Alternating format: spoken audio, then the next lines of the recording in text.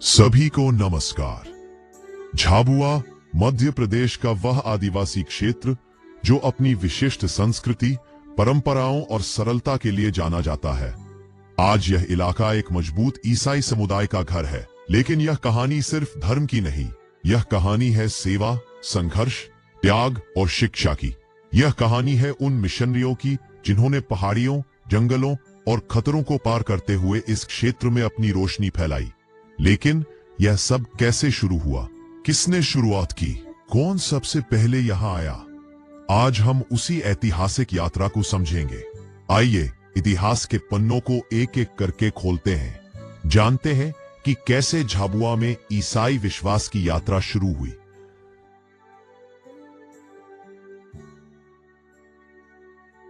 इस डॉक्यूमेंट्री में father Charles के बारे में नहीं बताया गया है, जो भील कलीसिया के सबसे पहले मिशनरी है। धन्य फादर चार्ल्स पर किसी दूसरी वीडियो में बताया जाएगा। धन्यवाद। भाग 1, झाबुआ की पृष्ठभूमि और पहला संपर्क।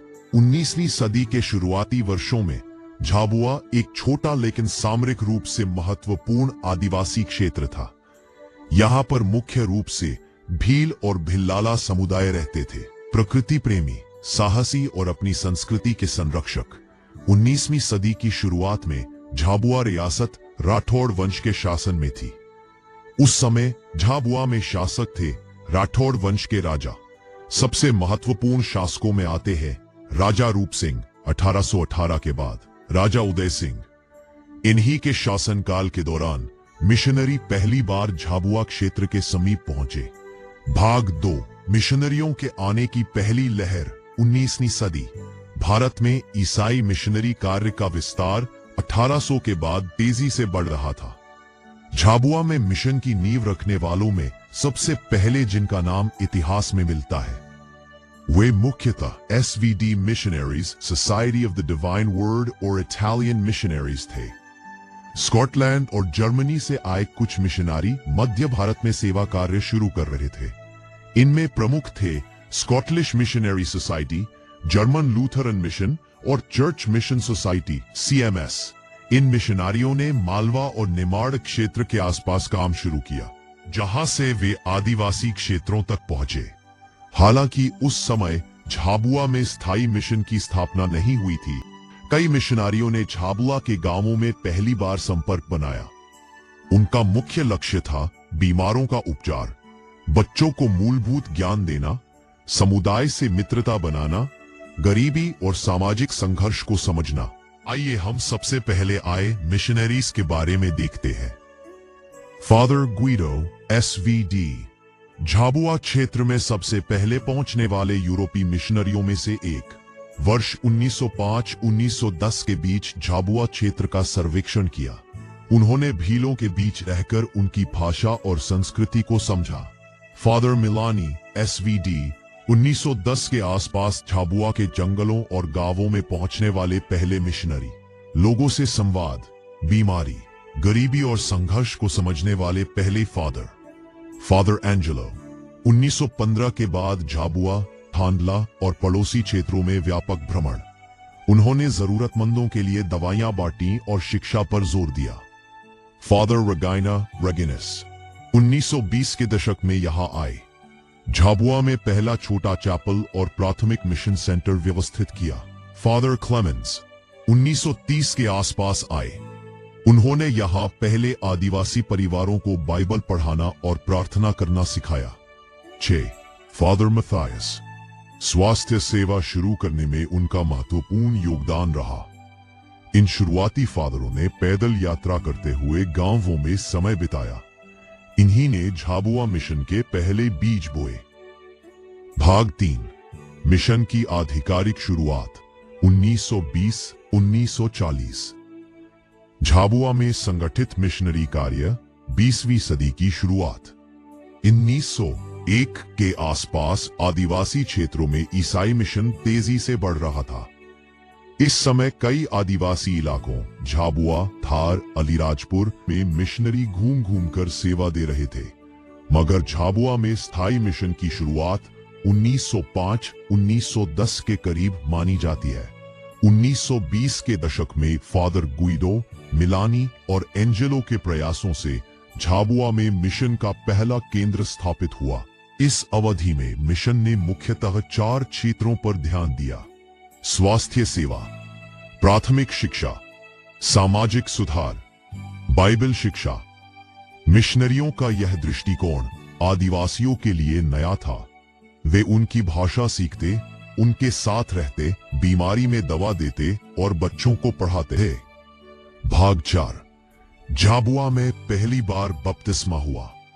1930 to 1938 के बीच झाबुआ में पहला समूह बपतिस्मा हुआ।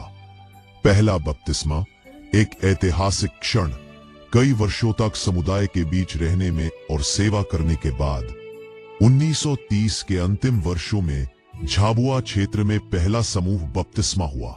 माना जाता है कि यह ग्राम पंचायत के एक छोटे समूह से शुरू हुआ, जिसमें पहली पीढ़ी के ईसाई थे, कुछ परिवार भील समुदाय से, कुछ मजदूर परिवार और कुछ सामाजिक रूप से कमजोर परिवार।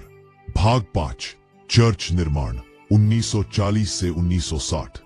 द्वितीय विश्व युद्ध के बाद जब यूरोप में शांति लौटी तो कई मिशनरी झाबुआ लौटे और फिर शुरू हुआ चर्च निर्माण का दौर। चर्च निर्माण और नई उन्नति 1940 से 1960 का दौर। द्वितीय विश्व युद्ध के बाद जब यूरोपीय मिशनरी भारत लौटे तो झाबुआ में मिशन का तेज विस्तार होने लगा। जमीन छूटी, चर्च बनाए गए। खांदला और झाबुआ में। भाग 6, शिक्षा स्वास्थ्य विकास का शुरू हुआ नया युग। स्वास्थ्य सेवाएं और शिक्षा, मिशन का पहला स्तंभ। जब मिशनरियों ने स्वास्थ्य सेवा पर ध्यान केंद्रित किया 1910 से 1925 के दौरान कई यूरोपीय नर्सें और डॉक्टर यहां आए। उन्होंने छोटी छोटी डिस्पेंसरी चलाई जिनमें इलाज मुफ्त किया जाता था। आदिवासी क्षेत्रों में उस समय बीमारियां आम थी: मलेरिया, टाइफॉइड, कुपोषण और कीड़े के डंक। मिशन ने लोगों को यह विश्वास दिलाया कि वे उनके साथ हैं। इसी विश्वास ने बाद में ईसाई समुदाय की नींव मजबूत की। शिक्षा में मिशनरियों ने झाबुआ में पहला औपचारिक स्कूल 1920 से 1930 के बीच शुरू किया। धीरे धीरे आसपास के गांवों में भी प्राथमिक स्कूल खुलने लगे। मिशन केवल प्रार्थना तक सीमित नहीं रहा। अब बच्चों के लिए छात्रावास, महिला समूह, कृषि प्रशिक्षण, नशा विरोधी अभियान, सामाजिक न्याय कार्यक्रम, स्वास्थ्य कार्यों में धर्म बहनों का योगदान बहुत बड़ा रहा, खासकर SSPS बहनों का, जिन्होंने ग्रामीण स्वास्थ्य को प्राथमिकता दी। भाग 7, झाबुआ डायोसिस का गठन, इतिहास का बड़ा पड़ाव।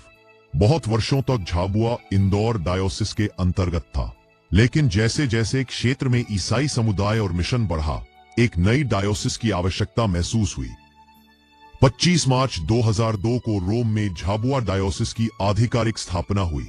यह झाबुआ के ईसाई इतिहास का सबसे बड़ा मील का पत्थर था।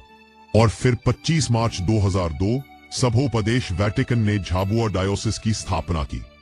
यह झाबुआ के ईसाई यात्रा का सबसे बड़ा आधिकारिक परिवर्तन था। भाग 8, आधुनिक झाबुआ मिशन, सेवा का विस्तृत नेटवर्क 2002 वर्तमान। आज झाबुआ डायोसिस मध्य भारत के सबसे सक्रिय और सामाजिक रूप से प्रभावी चर्चों में माना जाता है। आज झाबुआ मिशन निम्न क्षेत्रों में सेवा कर रहा है: स्कूल और हॉस्टल, स्वास्थ्य केंद्र, नशा मुक्ति अभियान, महिला सशक्तिकरण, युवा मंत्रालय, सामाजिक न्याय, सिंचाई और कृषि सहायता, प्राकृतिक आपदा राहत, पुनर्वास कार्यक्रम, सांस्कृतिक संघर्षण। भाग 9, भील संस्कृति और ईसाई विश्वास का संगम। मिशनरियों ने संस्कृति को नष्ट करने की कोशिश कभी नहीं की, बल्कि उन्होंने आदिवासी संस्कृति का सम्मान करते हुए सेवा की।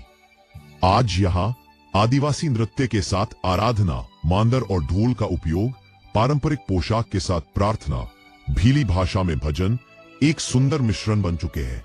यह संगम झाबुआ की खास पहचान है। भाग 10, एक यात्रा। यह यात्रा जो आज भी जारी है। झाबुआ का ईसाई इतिहास यह बताता है कि एक छोटा सा बीज जब प्रेम और सेवा से बोया जाता है तो वह एक विशाल वृक्ष बन जाता है। पहले मिशनरियों father Guido, father Milani, father Angelo, father Reginus से लेकर आज के सैकड़ों फादर भाई और बहनें उसी विरासत को आगे बढ़ा रहे हैं। झाबुआ का ईसाई इतिहास केवल एक दो मिशनरियों का काम नहीं, यह एक सदियों की यात्रा है, जहां त्याग था, प्रेम था, संघर्ष था और विश्वास की शक्ति थी। यूरोपीय मिशनरियों से लेकर आज के भारतीय फादर्स और धार्मिक बहनों तक, सभी ने मिलकर झाबुआ को शिक्षा, स्वास्थ्य और सामाजिक विकास का केंद्र बनाने में महत्वपूर्ण भूमिका निभाई। झाबुआ का ईसाई इतिहास हमें यह सिखाता है कि विश्वास तब सबसे अधिक चमकता है जब वह सेवा के साथ चलता है। झाबुआ कलीसिया की कहानी विश्वास की, संघर्ष की और सबसे बढ़कर सेवा की कहानी है, और यह यात्रा आज भी जारी है।